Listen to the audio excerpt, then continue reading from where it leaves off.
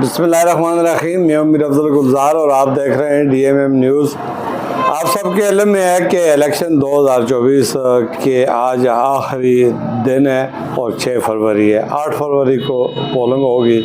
آج رات 12 بجے انتخابی مہم کے جلسے جلوس جو ہیں وہ اختتام پذیر ہو جائیں گے، جس نے اس عرصے کے دوران جتنے بھی کینڈیڈیٹس سے انہوں نے جو پیغام، جو وعدے وعید، جو کچھ بھی اپنے ووٹروں سے کرنے تھے وہ کر دیے۔ اب کس کی فتح ہوگی، کس کی شکست ہوگی، یہ تو 8 تاریخ کو پتہ چلے گا۔ اس وقت تک کی جو صورتحال ہے، جو ہمارے ڈسٹرکٹ میڈیا مانسہرہ نیوز کے ناظرین ہیں، وہ اکثر ہم سے یہ ڈیمانڈ کرتے رہتے ہیں کہ پلیز ہمیں بتائیے گا کہ اس وقت مانسہرہ کی کیا صورتحال ہے۔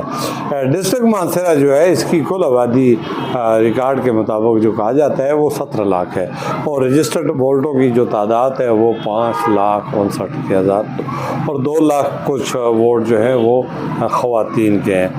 تو برفباری اور بارش کے بعد موسم بالکل کلیئر ہو چکا ہے۔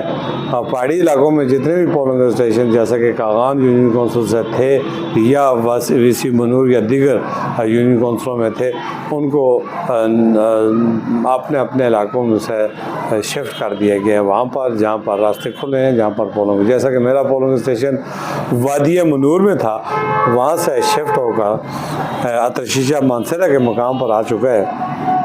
تو لوگ یہاں پر آزادانہ، غیر جانبدارانہ اپنے ووٹ کاسٹ کر سکیں گے۔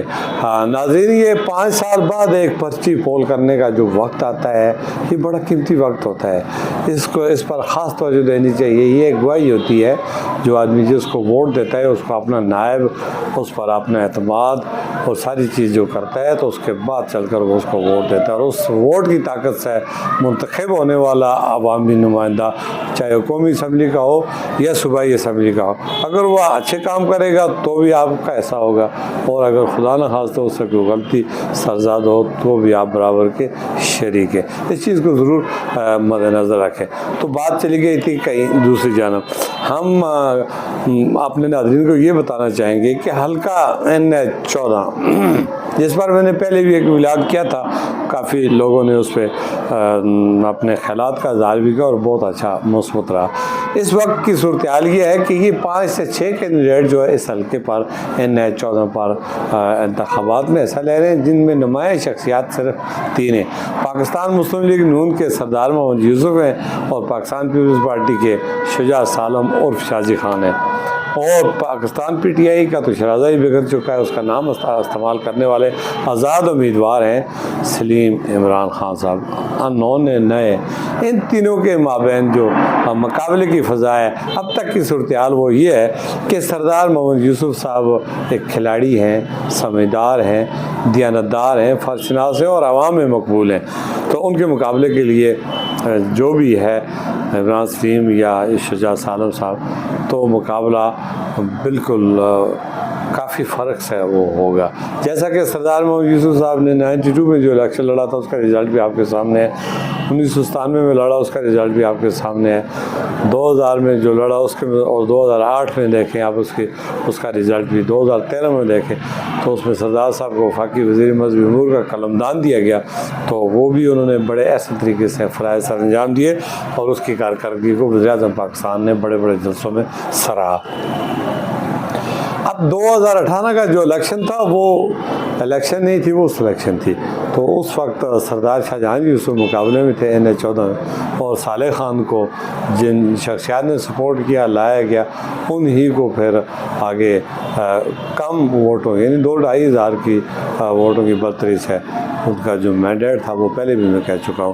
تو اس دفعہ کی صورتحال جو ہے وہ غصہ بھی اپنے جتنے بھی ووٹر سپورٹر ہیں اور پارٹی کے جو لوگ ہیں وہ سارا نکالنا چاہتے ہیں کہ دیکھیں سردار یوسف صاحب کی اس وقت صورتحال جو ہے وہ بالکل واضح نظر آ رہی ہے، وہ 92 والی نظر آ رہی ہے، کیونکہ لوگ بہت زیادہ ان پر ٹرسٹ کرتے ہیں، جنبے برادری جگہ جگہ سے ان کے جلسے جلوسوں سے آپ اندازہ کر سکتے ہیں۔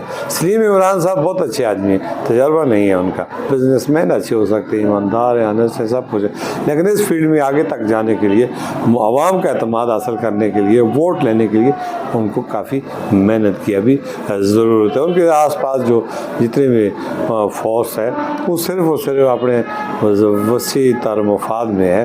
ان کو اتنا وہ خدا نہ خواستہ کوئی ساری میری بات سے اتفاق کرے یا نہ کرے، ایسے لوگ اکثر حادثات میں اور الیکشن میں آ ہی جاتے ہیں. جو مادہ پرستی کا دور ہے وہ اپنے پاؤ گوشت کی خاطر کسی کی بھینس کو بھی وہ ذبح کر سکتے ہیں. تو ایسے لوگوں پر ٹرسٹ کرنا، کیونکہ سردار یوسف صاحب بڑے اس بات سے بڑے تجربے کار ہیں. ان کے ارد گرد اس طرح کی فوج ظفر موج اگر ہو بھی تو بھی وہ اس پر کوئی ٹرسٹ نہیں کرتے. آپ جیسا کہ دیکھ رہے ہیں ان کا کوئی اتنا میڈیا نہیں ہے، وہ کسی اخبارات کو اتنے بڑے اشتہارات نہیں دیتے. وہ صرف اور صرف عوام میں جاتے ہیں، عوام کو اپنا منشور بتاتے ہیں، اپنی پارٹی کا اپنی کارکردگی دکھاتے ہیں، تو اس پر عوام کو ٹرسٹ کرتے ہیں. تو جو لوگ اس طرح کے جو ان کے مخالفین ہیں وہ بڑے بڑے جیسا کہ جو عمران سلیم صاحب ہیں، وہ ان کے تو آدھے صفحے کے اور لاکھوں روپے کے روزانہ کی بنیاد پر اشتہار چھپتے ہیں. باقی ان کے میڈیا سیل چل رہے ہیں، ان کی سوشل میڈیا چل رہی ہے، ایک پوری ٹیم انہوں نے اپنے ساتھ رکھی اور اس پر ان کے لاکھوں کروڑوں روپے خرچ ہو رہے ہیں. اور رزلٹ ان کو 8 تاریخ کو ملے گا کہ انہوں نے کیا کھویا اور کیا پایا. یہ تو ان کا ذاتی مشورہ تھا، میری بات سے کوئی اتفاق کرے یا نہ کرے، حقیقت یہی ہے. دوسرے نمبر پر جو شاجی خان صاحب جو وہ بڑے شریف آدمی ہیں، بڑے اچھے اور ان کی پارٹی بھی بڑی ملک بڑی جماعت ہے پاکستان پیپلز پارٹی. تو انہوں نے اس پورے پروسیس میں بالاکوٹ میں ایک نمایاں جلسہ کیا ہے اور کچھ لوکل سطح پر اتنا زیادہ کہتے ہیں کہ وہ مصروف آدمی ہے، وہ اچھے آدمی ہے، شریف آدمی ہے، ہم انہیں اپریشیٹ کرتے ہیں.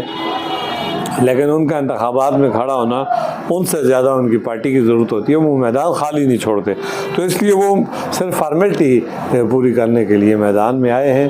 اگر ان کی دوسری پوزیشن آ جائے تو ہم ان کے لیے دعا گو ہیں. اور عمران سلیم صاحب جو فرسٹ کے دعوے دار ہیں، اگر ان کی تیسری پوزیشن آ جائے تو ہم ان کے لیے بھی دعا گو ہیں. پہلی آ جائے تو ہم ان کے لیے بھی دعا گو ہیں. لیکن حالات ایسے نہیں ہیں. حالات یہ ہیں کہ سردار محمد یوسف واضح اکثریت سے جیت رہے ہیں.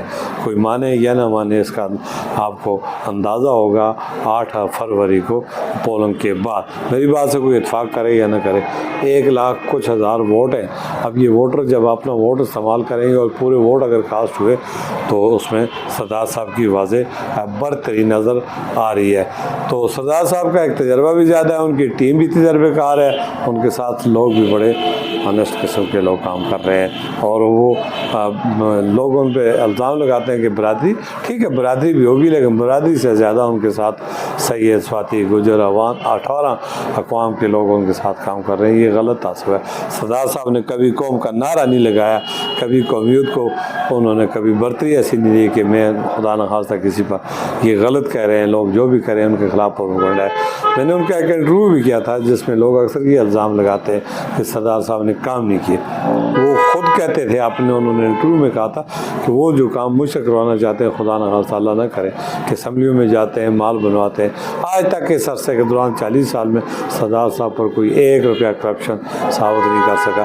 جہاں تک کاموں کی بات ہے تو اس پر نو کمنٹس میں کچھ نہیں کہوں گا. یہ آپ دیکھ سکتے ہیں پاسپورٹ آفس کون لایا، یونیورسٹی میں کون سی کوششیں کی، سڑکوں کے جال کہاں کہاں بچھائے، 1800 سے زائد دیہاتوں کو بجلی کس نے دی، معاشرے میں ایکسٹرا سوئی گیس کی فراہمی کس طرح ہوئی. اور پھر اس کے ساتھ ساتھ انہوں نے ہر ادارے کے، ہر دفتر کے، ہر مقام کو اپنی عزت بخشی. اور سب سے بڑی بات ان کی یہ ہے کہ ضلع مانسہرہ میں انہوں نے امن قائم کیا، اخوت بھائی چارے کی فضا کو فروغ دیا اور سب کو وہ ساتھ لے کر چلے. شرافت کی سیاست ان کا منشور کیسا، اور اس شرافت کی سیاست دعویٰ نہیں ہے، حقیقت طور پر وہ ثابت کرتے ہیں کہ شرافت کی سیاست انہوں نے کی ہے. یہ حقیقت ہے، میں نہیں، سب کہہ رہے ہیں. تو جو سچ ہوتا ہے اس کو سامنے لانا چاہیے. دوسرا ان 15 میں میاں نواز شریف سابق وزیر اعظم اور ان کے مقابلے میں جو کینڈیڈیٹس ہیں، مفتی کفایت اللہ JUI سے ہیں اور شہزادہ گلشن خان تحریک انصاف کے. وہ تو کہہ رہے ہیں لیکن میں پھر ہی کہوں گا کہ تحریک انصاف کے نہیں ہیں بلکہ وہ ابھی آزاد ہیں. ویسے عمران خان کا نام استعمال کرتے ہیں. وہ مقابلہ کر رہے ہیں جی وزیر اعظم پاکستان کو، اور ان کی کمپین چلا رہے ہیں کیپٹن صفدر. آج ان کی ریلی بھی اور آج ان کا آخری کمپین کا دن بھی ہے. تو ان کی پوزیشن بھی کافی واضح نظر آ رہی ہے کہ حلقہ انپا سے وزیر اعظم نواز شریف بھاری اکثریت سے جیت جائیں گے۔ تو یہ مقابلہ مسلم نون اور نمائندوں کے درمیان ہے، لیکن اس میں واضح فتح نظر آ رہی ہے وہ پاکستان مسلم نون کے دونوں کینڈیڈیٹس مین واسیف اور سراج یوسف بھی کامیاب ہوتے دکھائی دے رہے ہیں، اور ان کے مقابلے میں جتنے بھی کینڈیڈیٹس ہیں وہ انتہائی ان کی پوزیشن کمزور ہے، اس طرح کی نہیں ہے۔ باقی یہاں سے 5 صوبائی اور 2 قومی نشستوں پر انتخابات ہوں گے، اب کس کی فتح ہوگی کس کی شکست ہوگی تو یہ تو آنے والا دن ہی بتائے گا۔